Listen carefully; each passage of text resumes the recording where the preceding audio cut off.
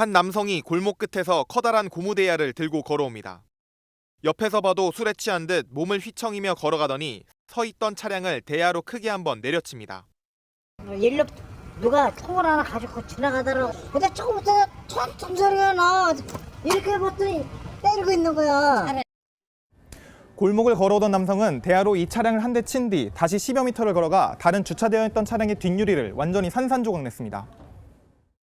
40대 남성 A씨는 출동한 경찰에 의해 현행범으로 체포됐는데 사건 당시 술에 취해 아무 기억이 없다고 진술한 것으로 전해집니다. 일하다 말고 나와보니까 이제 깨져 있는 상태고, 마주쳤을 때는 돈을 빌려가고 왜 안 갚냐고 자기 채권단인데 그 말만 계속 듣지. 또 A씨는 같은 날 강북구에서 발생했던 여성 폭행 사건의 피의자였던 것으로 밝혀졌는데 지구대에 이미 동행한 뒤 집으로 돌아가던 도중에 이번 범행을 저질렀습니다. 차량 피해자와 폭행 피해자 모두 A씨와 일면식도 없었는데 이른바 묻지마 범죄를 당한 겁니다. 서울 강북경찰서는 A씨를 재물손괴와 폭행 혐의로 입건한 뒤 자세한 사건 경위를 조사하고 있습니다. 한 남성이 걸어오더니 문 앞에 멈춰섭니다. 주춤하던 남성은 문을 열어 들어가고 잠시 뒤 무언가를 들고 나옵니다. 손에 쥔 건 낚시 가게에서 훔친 흉기입니다. 칼 들고 나 위협하고 그냥 나가는 거지. 칼 들고 날짜는 그냥 툭 들어가서 물건 사는 것처럼 물건 보고. 낚시 가게에서 나온 남성은 육교를 통해 맞은편 인도로 건너가 행인을 상대로 묻지마 범행을 저질렀습니다. 남성은 훔친 흉기로 이곳에서 처음 보는 시민의 등을 찌르고 옆에 있던 다른 시민과는 몸싸움까지 벌였습니다. 남성은 경찰 조사에서 사회에 불만이 있어 누군가를 해치려 했다고 진술한 것으로 전해졌습니다. 이 남성은 교도소에서 출소한 지 3일 만에 이런 일을 저지른 것으로 확인됐습니다. 경찰은 범행 후 도주한 남성을 1시간 만에 서울 마포구에서 붙잡았는데 또 다른 흉기를 가지고 있었습니다. 도주했을 때는 빈손이었고 우리 네. 검거했을 때 이제 쇠파이프를 들고 있었죠. 술 냄새 같은 건 전혀 안 났고요. 등을 찔린 40대 남성은 병원에서 치료를 받고 있습니다. 경찰은 가해 남성에 대해 강도와 살인미수 혐의로 구속영장을 신청했습니다. 경기도 평택에서는 초등학생이 신원미상의 남성에게 묻지마 피습을 당해 경찰이 수사에 나섰습니다. 경기 평택경찰서는 오후 5시 반쯤 컵라면을 먹던 초등학생을 어떤 사람이 흉기로 다치게 하고 달아났다는 신고를 받았습니다. 경찰은 CCTV 분석 등을 통해 용의자로 추정되는 젊은 남성을 추적하고 있습니다. 피해 학생은 목 부분을 다쳐 병원으로 이송됐고 생명에는 지장이 없는 것으로 알려졌습니다.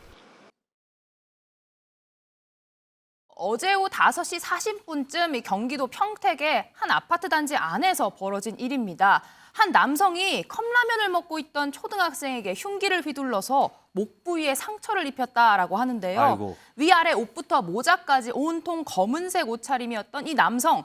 경찰이 붙잡고 보니 10대 고등학생이었다라고 고등학생이요? 합니다. 네, A씨가 검거된 이 주거지는 범행이 있었던 아파트 단지에서 조금 떨어진 곳이었다라고 하는데요. 이 다행히 피해를 입은 초등학생은 이 주변에 있는 친구가 인근 학원 선생님에게 바로 달려가 연락을 해서 네. 병원으로 곧바로 옮겨져 이 생명에는 지장이 없다라고 전해졌습니다. 아이고, 참. 그나마 다행이군요. 김성 변호사. 그런데 이 고등학생이요. 초등학생을 상대로 왜 이런 짓을 한 거예요?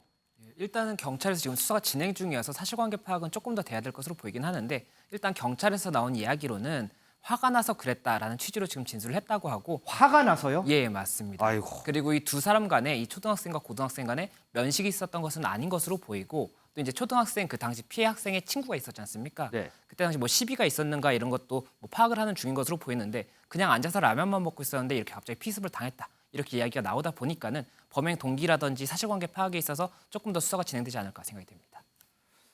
젊은 남성이 비틀거리며 손에 무언가를 쥔 채 한 행인에게 다가갑니다. 갑자기 손에 든 물건으로 길거리 공연을 보고 있던 행인의 얼굴을 가격합니다. 피해자는 갑작스러운 공격에 길바닥에 쓰러졌고 남성은 황급히 도망갑니다. 남성이 손에 쥐고 있었던 것은 10cm가량의 돌멩이로 피해자는 광대뼈가 골절되는 중상을 입고 병원에서 치료를 받고 있습니다.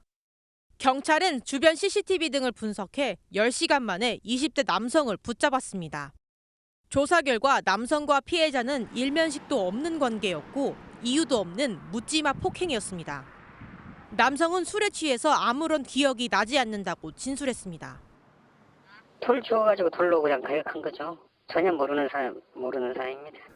지금 술에 취해서가지고 한 사실을 모르겠다는 거. 이 남성은 범행 직전에 돌을 주운 뒤 모르는 차량의 문을 열어보기도 했습니다. 제주동부 경찰서는 남성을 특수상해 혐의로 구속해 어제 검찰에 송치했습니다. 제주시청 근처에서 길거리 공연이 진행되던 중에 보시다시피 이렇게 공연을 관람하던 시민에게 20대 남성이 다가가서 네. 쥐고 있던 돌멩이를 가지고 얼굴을 그대로 때려버리는 이런 사건이었습니다. 네. 피해자요, 이 남성분도 20대 남성이었는데 어찌나 세게 때렸는지 광대뼈가 골절이 돼서 구급차를 통해 병원으로 급히 이송되는 사건이었습니다. 저 영상을 다시 한번 처음부터 보여주세요. 저게 멀리서 잡혔지만 저 가해자를 보세요. 행동. 비틀비틀 걸어오죠. 걸어오다가 보세요. 뭘 줍습니다. 저때 돌을 주어요. 벽돌 반만한 크기예요. 그래서 오다가 저 옆에 있는 차량한테 뒷좌석 문을 열다가 그것도 실패해요. 그러다가 비틀비틀 걸어와서 난데없이 저 남성에게 이렇게 가격을 하고 다시 왔던 길로 돌아가서 중앙선을 넘어서 반대편으로 도주를 합니다. 그런데 이 위험천만한 일을 저지르고도 현장에서 일단 내뺐어요. 주희양 변호사님, 검거가 시급해 보이는데요. 저 남성에 대해서. 네, 다행히도 금방 붙잡혔다고 합니다. 새로운 피해자가 나올지도 모른다는 우려를 했는지 경찰은 신고 접수 후에 전원이 현장에 투입되어서 현장 탐문 수사와 CCTV를 분석하고 피해자의 동선과 범행 전후의 사항을 파악해서 결국 피해자를 특정하고 10시간 만에 이 20대 남성을 긴급 체포했다고 합니다. 네. 돌 주워가지고 돌로 그냥 가격한 거죠. 전혀 모르는 사람입니다. 범행 직전에 술집에서 실랑이가 있었던? 그런 것도 없고 지금 술에 취해서가지고 한 사실을 모르겠다는 거. 거기 언론 나온 대로 광대뼈가 골절돼가지고 치료받고 지금 생활하고 있어요. 툭하면 술 탓이에요. 술이 기분 나빠할 거예요. 왜 나한테만 책임을 져는 거 아니고 뭐든지 일만 저지르면 술에 취해 기어가 난다 이런 식으로 발뺌을 해요. 그런데 앞서도 제가 말씀드렸지만 최정아 기자님, 이 남성 폭력적인 성향이 앞서 이 CCTV로 보면 고스란히 드러난다면서요. 네, 맞습니다. 이해하기 어려운 행동이 이것이 끝이 아니었는데요. 사건 발생 직전으로 다시 한번 돌아가 보겠습니다. 네. 영상을 함께 보시면요. 네. 저 멀리서 이 비틀거리면서 걸어오는 남성이 보이시죠? 이 길가에 세워진 차로 다가가서 문 손잡이를 이렇게 당겨보는 것 같지만 일단 이 문이 열리지 않습니다. 네. 그리고는요, 이 길거리 공연을 보던 행인을 그대로 가격하고 이렇게 도망을 치다가 아까 그 차로 다시 이렇게 걸어갑니다. 그래서 손으로 운전석 유리창을 막 내리쳐요. 그리고는 중앙 분리대로 넘어서 도주를 하는 모습입니다. 도저히 이해할 수 없는 저 남성의 행동, 정말 죄질이 불량하다는 생각이 듭니다. 그렇습니다. 남성에게는 구속영장이 발부됐고 사건은 검찰에 송치됐습니다. 특수상해는 법정형이 징역 1년 이상 10년 이하로서 벌금형이 따로 없습니다. 그만큼 중하게 취급을 합니다. 최근 아무 이유 없는 묻지마 폭행에 대해서는 수사기관도 재판부도 엄단하는 추세에 있습니다. 더군다나 이 사건에서 피해자의 상해 결코 가볍다고 할 수 없습니다. 네. 양형 기준상으로 징역 1년에서 1년 6월에 실형이 예상되는데 혹여나 가해자는 일부 배상을 하고 실형을 면하고자 하는 의사가 있을지도 모르겠습니다. 그렇지만 이 사건의 경우에는 온전한 배상을 하고 피해자로부터 용서를 받지 못할 경우에는 실형 선고는 불가피하다고 할 수 있습니다.